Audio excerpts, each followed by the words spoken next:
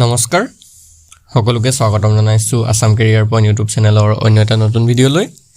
আজিৰ এই ভিডিঅ'ত আমি আপোনালোকৰ আগন্তুক অনুষ্ঠিত হ'ব লগা এছএছচিজিডি কনষ্টেবল পৰীক্ষাৰ বাবে সহায়ক হোৱাকৈ আৰু এটা মেথছৰ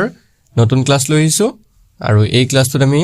কিছুমান ইম্পৰ্টেন্ট ফৰ্মুলা আৰু শৰ্ট ট্ৰিক্সৰ সহায়ত আপোনালোকক কোৱেশ্যনখিনি কৰাই দিম যাতে এক্সামত গৈ খুব কম সময়ৰ ভিতৰতে এনে ধৰণৰ কোৱেশ্যনবোৰ সলভ কৰি থাকিব পাৰে আৰু এনে ধৰণৰ কোৱেশ্যনবোৰ আপোনালোকে কেলে চাই যাব কাৰণ এনেকুৱা ধৰণৰ ৰিলেটেড কোৱেশ্যনবিলাক আপোনালোকৰ পৰীক্ষাত আহিব আৰু same as it is question নাহিলেও সেম ৰিলেটেড কোৱেশ্যনবিলাকটো আপোনালোকৰ আহিবই সো এই কাৰণে ভালদৰে আপোনালোকে কোৱেশ্যনখিনি চাই যাব আৰু আমি প্ৰিভিয়াছ ইয়াৰ কোৱেশ্যনখিনি কৰাইছো মেথছৰ হেনেকুৱা ধৰণৰ ভিডিঅ'বিলাকো দিয়া আছে সেইখিনিও আপোনালোকে এবাৰ চাই ল'বগৈ আৰু আপোনালোকৰ যদি এছএছচিজি অল সাবজেক্টৰ পিডিএফসমূহ লাগে তেতিয়াহ'লে স্ক্ৰীনত দিয়া নম্বৰটোত আমাক হোৱাটছআপত মেছেজ কৰি পিডিএফসমূহ লৈ ল'ব পাৰিব ঠিক আছে তো এতিয়া আমি কোৱেশ্যনখিনি চাওঁ ফাৰ্স্ট কোৱেশ্যনটো কি দিছে চাওক আয়তাকাৰ চোতালখনৰ দিশ 30 মিটাৰ আৰু কালি 600 বৰ্গমিটাৰ হলে চোতালখনৰ পৰিসীমা কিমান হ'ব The length and the area of a rectangle are 30 meter and 600 square meter then the perimeter is তো কোৱেশ্যনটো ভালকে চাওক কি কৈছে প্ৰথমতে কোৱেশ্যনটো আমি বুজি ল'ব লাগিব হয়নে যেতিয়া মেথছৰ কোৱেশ্যনটা আমি কৰিবলৈ যাওঁ বা ৰিজনিং কোৱেশ্যনটা কৰিবলৈ যাওঁ প্ৰথমতে কোৱেশ্যনটো বুজি ল'ব লাগিব তাৰ পিছতে আমি তাৰ সলিউশনটো কৰিমগৈ তো কি কৈছে ইয়াতে চোতাল এখনৰ দিক দি আছে 30 মিটাৰ হয়নে আৰু কালি দি আছে 600 বৰ্গমিটাৰ তেতিয়াহ'লে তাৰ পৰিসীমা উলিয়াব দিছে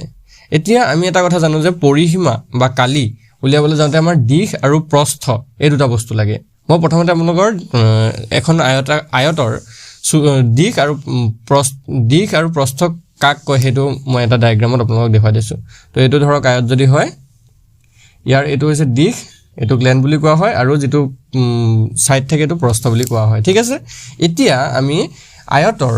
কালি আৰু পৰিসীমা এই বস্তু দুটা উলিওৱা সূত্ৰটো জানিব লাগিব ঠিক আছে কালিটো কি বুলি কোৱা হয় এৰিয়া বুলি কোৱা হয় তো কালি উলিওৱা সূত্ৰটো হৈছে L * B মানে দিশ পূৰণ প্ৰস্থ এই বস্তুটো আমি প্ৰথমতে জানিব লাগিব আৰু পৰিসীমা যেটো আছে ন পৰিসীমা উলিওৱা সূত্ৰটো মই পৰি বুলি লিখি দিছো যেটো পেৰিমিটাৰ বুলি কোৱা হয় ইয়াৰ সূত্ৰটো হৈছে 2 * L + B ঠিক আছে এই দুটা সূত্ৰ আপোনালোকে মনত ৰাখি থব আয়তৰ কালি উলিওৱা সূত্ৰটো হৈছে L * B আৰু পৰিসীমা উলিওৱা সূত্ৰটো হৈছে 2 * L + B বহুতে জানে এই সূত্ৰটা কিন্তু এনেকুৱা কিছুমান ক্যান্ডিডেট আছে যিসকলে আয়তৰ কালি বা পৰিসীমা উলিওৱা সূত্ৰটো নাজানিব পাৰে সো এই কাৰণে মই আপোনাক কৈ দিছো এই কাৰণে এটো নোট কৰি ল'ব বা আপোনালোকে মনত ৰাখি ল'ব ঠিক আছে এতিয়া আমি কোৱেশ্যনটোলৈ যাম কি কৈছে চাওক চোতাল এখনৰ দিক দি আছে 30 মিটাৰ হয়নে L টো দি আছে আমাৰ 30 মিটাৰ আৰু কি দি আছে আমাৰ কালি দি আছে মানে এৰিয়া দি আছে এৰিয়া কিমান দি আছে 600 স্কয়াৰ মিটাৰ বৰ্গ মিটাৰ বা মিটাৰ স্কয়াৰ বুলি আমি লিখি দিছো ঠিক আছে এটা আমাক কি উলিয়াব দিছে পৰিসীমা তো পৰিসীমাটো কি বুলি কয় পেৰিমিটাৰ যেটো উলিয়াবৰ কাৰণে আমাক কি লাগিব 2 * L + B B টো লাগিব হয় না নহয় তো B টো এতিয়া কেনেকৈ উলিয়াম আমি এটা কথা জানো এমাত্ৰ মই লিখিছিলো যে এৰিয়া যেটো আছে বা কালি যেটো আছে কালি উলিওৱা ফৰ্মুলাটো হৈছে L * B হয় না নহয় আৰু এৰিয়াটো আমাক দি থৈছিল 600 হল আৰু L টো আমাক দি থৈছিল 30 * B এতিয়া ইয়াৰ পৰা আমি B টো উলিয়াব পাৰিম তো ইফাল 30 টো গুছি আহিলে হৈ যাব হৰণ 600 / 30 = B তো এটো যদি 0 এটা কাটিলো 3 যদি 60 কাটিলো এটো যাব 20 তো আমি কিমান পালো B টো কিমান পালো 20 ঠিক আছে মানে আমাৰ যেটো প্ৰস্থটো আমি পালো 20 মিটাৰ এটা দিশ পালো 30 মিটাৰ প্ৰস্থ পালো 20 মিটাৰ এটা আমি কি উলিয়াব লাগে পৰিসীমাটো উলিয়াব লাগে সো পৰিসীমাটো আমি উলিয়াই দিম তো পৰিসীমা যদি এতিয়া উলিয়াবলৈ যাও 2 * L + B কৰি দিলে হৈ গল তো 2 * 30 + 20 হৈ গল তো 2 * 30 + 20 কৰিলে যাব 50 2 * 50 কৰিলে যাব 100 এটা কথা মন কৰিব পৰিসীমাটো সদায় মিটাৰত থাকে সো 100 মিটাৰ আমাৰ আনসাৰ হ'ব 100 মিটাৰ কোনটো অপচনত আছে অপচন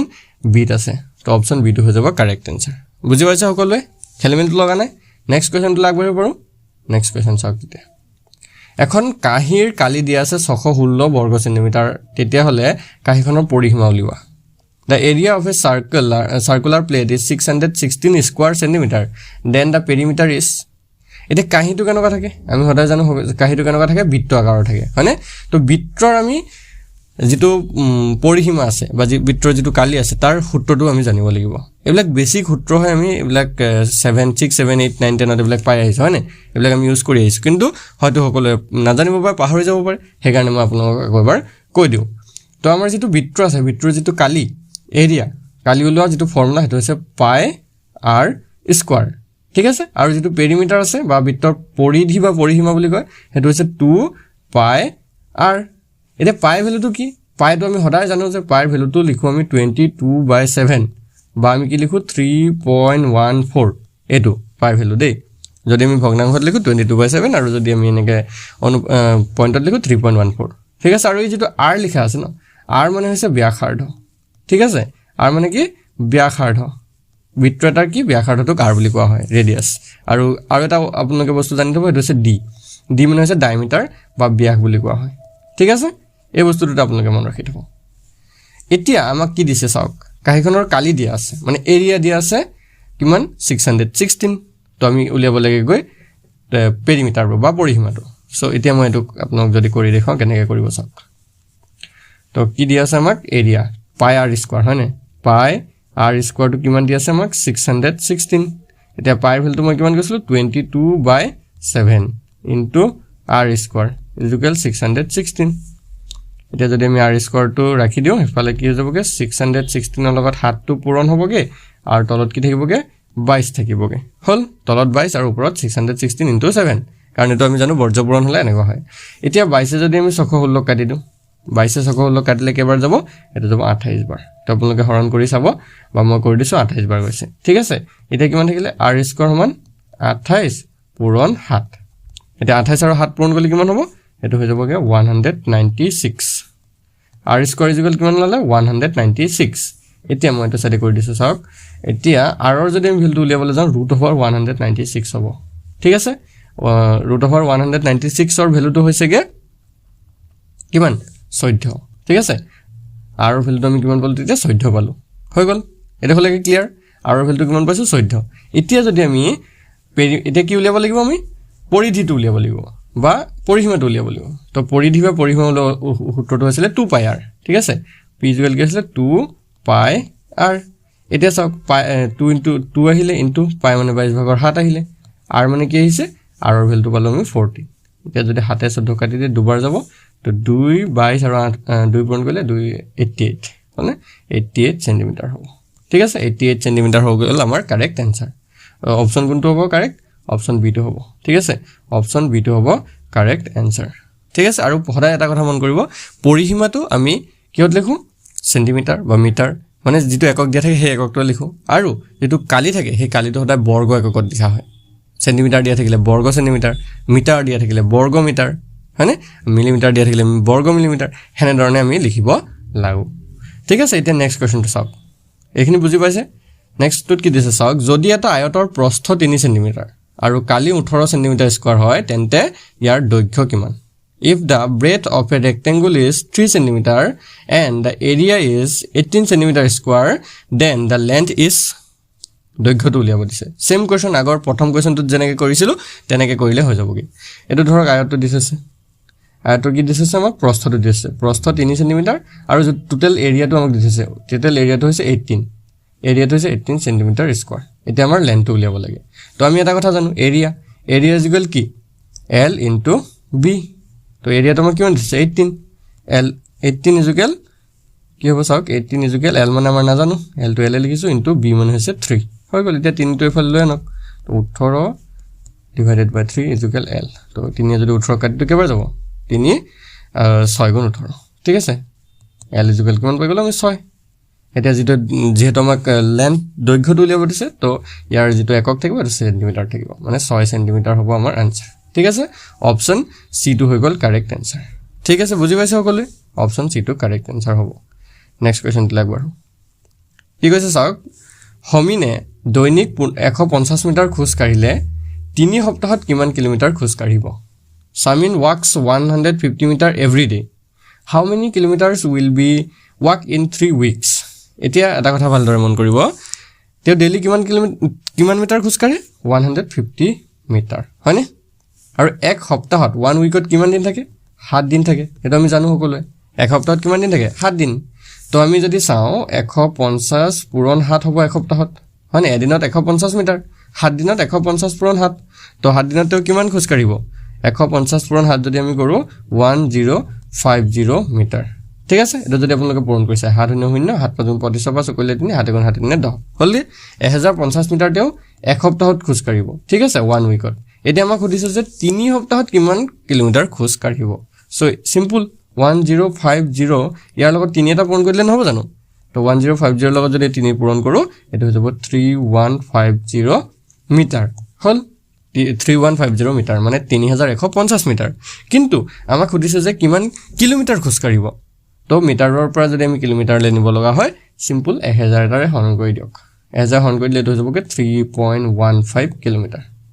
বুজি পাইছে 3.15 কিলোমিটাৰ হ'ব তো কোনটো অপচন আছে অপচন ডি আছে অপচন ডি টো হৈ যাব কারেক্ট आंसर খেলমিলটো লগা নাই ইজি কোৱেশ্চন একদম ইজি কোৱেশ্চন হয়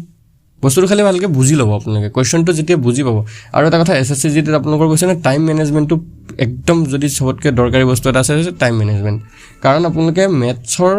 20টা কোৱেশ্চন থাকিব ন 20টা কোৱেশ্চন সকলে টাচ কৰিব নোৱাৰে বা 20টা কোৱেশ্চন ম্যাথছৰ ইমান ইজি নাহে তাৰ ভিতৰত মই ভাবিছো যে 10ৰ পৰা যদি 15টা কোৱেশ্চন আপোনালোকে ভালকে চাই তাৰ ভিতৰত যদি 12টা মান কোৱেশ্চন যদি আপোনালোকৰ শুদ্ধ হয় তেতিয়া হলে ম্যাথছ সাফিসিয়েন্ট 20টা ভিতৰত 12টা যদি আপোনালোকৰ শুদ্ধ কৰিব পাৰে বাকি জিকে 20 কোৱেশ্চন আহিব জিকে কিটা যদি আপোনালোকে জানে লগে লগে ৰাইট মাৰি দিলে যদি নাজানে তেতিয়া আৰু হেতু মাথাৰ মাৰি লাভ নাই নেক্সট আহিলে ৰিজনিংত 20টা কোৱেশ্চনৰ ভিতৰত আপোনালোকে 18টা বা 17টা এনেকৈ এটেম্প কৰিবই লাগিব কাৰণ ৰিজনিংটো আপোনালোকৰ সবতকে বেষ্ট টপিক এসএসসি জিত নাম্বাৰ উঠোৱা টপিকটো আছে ৰিজনিং তাৰ পিছত আহিলো হিন্দী গ্ৰামাৰ বা ইংলিশ গ্ৰামাৰ আপোনালোকে যেটো প্ৰিফাৰ কৰে হিন্দী ইংলিশ গ্ৰামাৰ ভিতৰত দুইটা ইজি হয় দুইটাতে আপোনালোকে মাৰ্ক উঠাব পাৰিব বাকি ম্যাথছত কৈছে আপোনালোকে 10ৰ পৰা 15টা কোৱেশ্চন এটেম্প কৰিবই লাগিব তাৰ ভিতৰত যদি 12টা কোৱেশ্চনো শুদ্ধ হৈ যায় আপোনালোকৰ সিলেকশন হ'ব পৰা কোনেও ৰখাব নোৱাৰে ঠিক আছে হেকাৰণে কৈছো যে ম্যাথছত টাইম ম্যানেজমেন্টটো বহুত দৰকাৰী হয় আপোনালোকে বহুত বেছি টাইম নাপায় খুব বেছি এটা কোৱেশ্চন 1 মিনিট কে পাব বা জিকে যদি আপোনালোকৰ টাইম কম লাগে তেতিয়া খুব বেছি 1 মিনিট 20 সেকেন্ড বা 1 মিনিট 1.5 মিনিট কে পাব হেনেকে আপোনালোকে টাইমটো মিলাব লাগিব ঠিক আছে তো এনেকে আপোনালোকে কোৱেশ্চন যিমান প্ৰেক্টিস কৰিব সিমান আপোনালোকৰ টাইম কম লাগিব হেকাৰণে কৈছো যে প্ৰেক্টিসটো বেছিকে কৰক নেক্সট কোৱেশ্চনটো যাওঁ তেতিয়া চাওক কি কৈছে চাওক এটা চতুৰ্ভুজৰ তিনিটা কোণ ক্ৰমে 80 ডিগ্ৰী 70 ডিগ্ৰী আৰু 120 ডিগ্ৰী তে চতুৰ্থ কোণটো কিমান The three angles of a quadrilateral are 80 degree, 70 degree and 120 degree. The fourth angle is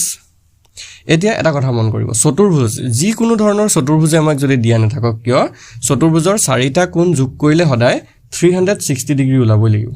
এইটো কথা মন কৰিব ইয়াত মেইন কথাটো হৈছে যে এইটো চতুৰ্ভুজৰ চাৰিটা কোণৰ যোগফল 360 ডিগ্ৰী হয় ঠিক তেনেদৰে ত্ৰিভুজৰ যদি তিনিটা কোণৰ যোগফল চাও 180 ডিগ্ৰী হয় এইটো কথা মন কৰিব কেতিয়াবা ত্ৰিভুজৰ পৰা এতিয়া ইয়াত এই কোৱেশ্চনটো চতুৰ্ভুজত আহিছে সো ভালদৰে চাই লওক কি কৈছে চতুৰ্ভুজৰ তিনটা কোণ দিয়া আছে এটা আঁকি এটা 70 আৰু এটা 120 তে চতুৰ্থ কোণটো উলিয়াব দিছে তো আমি যদি চাও এটো চতুৰ্থ কোণটোক ধৰিলছো আমি x ডিগ্ৰী ঠিক আছে তো কি হ'ব x + 80 + 70 + 120 হয়নে x + 80 + 70 + 120 ইকুয়াল কি হ'ব ইকুয়াল কি হ'ব 360 হ'ব ঠিক আছে এতিয়া যদি আমি এইকিটা যোগ কৰি দিও আঁকি 70 120 আঁকি 120 200 270 x + 270 ইকুয়াল 360 360 তো x ৰ লগত 270 প্লাস আছে ইফালে গৈছে গলে মাইনাস তো এটো 360 মাইনাস 270 হল 360 পৰা 270 গৈছে গলে থাকিলে এটো 90 ঠিক আছে তো আমি x ৰ ভ্যালুটো কিমান পাই গলো 90 ডিগ্ৰী মানে আমাৰ যেটো চতুৰ্থ কোণ ওলাব লগা আছিল হেতু 90 ডিগ্ৰী হ'ব তো কোনটো অপচন আছে অপচন বি আছে অপচন বি টো হৈ যাব কারেক্ট आंसर বুজি পাইছে এতিয়া একদম সিম্পল হয়নে কোৱেশ্চনটো একাৰণে কৈছো যেতিয়া কোৱেশ্চনটো বুজিব তেতিয়াই পাৰিব নহলে এনে আপোনালোকে কোৱেশ্চনটো ট্ৰাই কৰি মানে টাইম পাস কৰি লাভ নাই তো নেক্সট কোৱেশ্চনটো চাওক এটা চতুৰ্ভুজৰ চাৰিটা কোণৰ অনুপাত দিয়া আছে অনুপাতৰ কোৱেশ্চনটো খুব ইম্পৰ্টেন্ট হয় ত্ৰিভুজৰ কোণৰ অনুপাত দিয়া থাকিব চতুৰ্ভুজৰ কোণৰ অনুপাত দিয়া থাকিব তো এটো খুব এটা ইম্পৰ্টেন্ট ভালদৰে চাই লওক এতিয়া আটাইতকৈ ডাঙৰ কোণটো কি হ'ব উলিয়াব দিছে The angles of a quadrilateral are in the ratio of 3:4:5:6 The largest angle is ডাঙৰ কোণটো বুজিছে হয়নে তো এতিয়া আমি যদি চাও অনুপাত কিটা যদি ভালদৰে লক্ষ্য কৰো 3:4:5:6 তো যেটো 6 অনুপাত আছে হেতুটো আটাইতকৈ ডাঙৰ কোণ হ'ব ন তো আমি এই অনুপাতত যেতিয়া দিয়া থাকে কোণ কিটাক আমি এনেকৈ ধৰি লম এটা কোণক 3x ধৰিছো এটা 4x এটা 5x আৰু এটা হৈছে 6x হৈ গল এতিয়া এই 6x টো আটাইতকৈ ডাঙৰ 3x টো আটাইতকৈ সৰু বুজি পাইছে তো আমাক আটাইতকৈ ডাঙৰ খুজিলে আমি 6x টো উলিয়াব পাৰিম আৰু আটাইতকৈ সৰু খুজিলে 3x টো আমি উলিয়াব পাৰিম এতিয়া আমাক কি কৈছিল আৰু এটা কথা মই অকমান আগত যে আপোনাক কৈছিলো যে চতুৰ্ভুজৰ চাৰিটা কোণ যোগ কৰিলে কিমান ডিগ্ৰী ওলাই 360 ডিগ্ৰী ওলাই এইটো কথা মন কৰিব এতিয়া আমাৰ মানে কি হ'ব এটা 3x এটা 4x এটা 5x এটা 6x আৰু এই চাৰিওটা যোগ কৰিলে 360 ওলাব বুজি পাইছানে মানে কি কৈছো 3x + 4x + 5x + 6x equal কিমান 360 ডিগ্ৰী হৈ গ'ল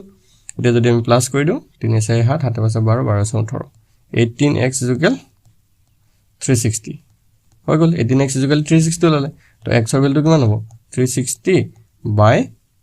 18 তো এটো 20 ওলাব ঠিক আছে x ৰ ভ্যালুটো কিমান আছে 20 ডিগ্ৰী হৈ গ'ল বুজি পাইছা x ৰ ভ্যালু 20 ডিগ্ৰী ওলালে এতিয়া আমাক আটাইতকৈ সৰু কোণটো উলিয়াবলৈ দিয়ক আটাইতকৈ ডাঙৰ কোণ উলিয়াব দিয়ক দুটা কোণৰ যোগফল উলিয়াব দিয়ক যিয়ে দিয়ক আমি পাৰিম তো আমাক কি হৈছিল আটাইতকৈ ডাঙৰ কোণটো তো এটা আছিল 6x 6 * 20 ডিগ্ৰী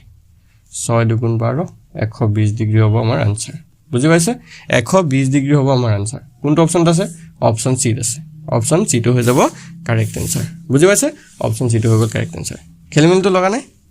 তো আজি আমি এইকেইটা কোৱেশ্যনে চালো কোৱেশ্যন কেইটা যদি ভাল লাগি থাকে ভিডিওটো এটা